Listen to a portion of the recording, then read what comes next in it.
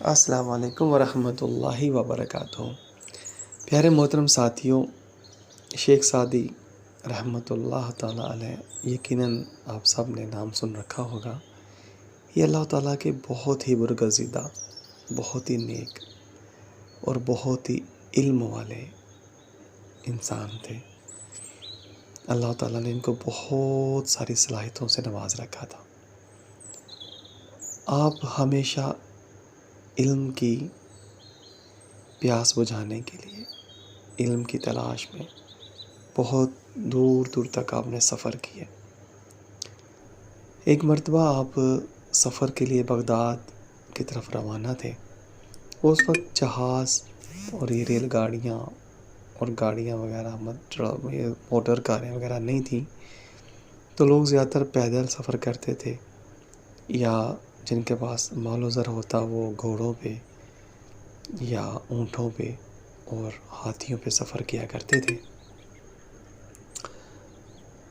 تو آپ کے پاس تو اتنے پیسے تھے نہیں، تو آپ پیدل سفر آپ نے شروع کر دیا بغداد کی طرف۔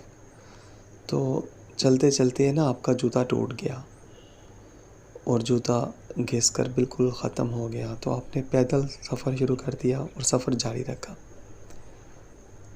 چلتے چلتے آپ کے پاؤں اور زخمی ہو گئے، چھالے پڑ گئے اور آپ سے چلنا مشکل ہو گیا۔ پھر کیا ہوا؟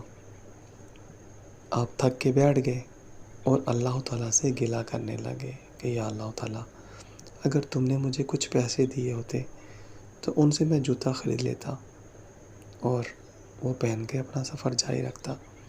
ابھی آپ یہ دل میں سوچ ہی رہے تھے کہ آپ نے ایک شخص کو دیکھا کہ اس کی دونوں ٹانگیں ہی نہیں ہیں اور وہ پاؤں سے معذور ہے، اور وہ اپنے آپ کو گھسیٹ کر چل رہا ہے۔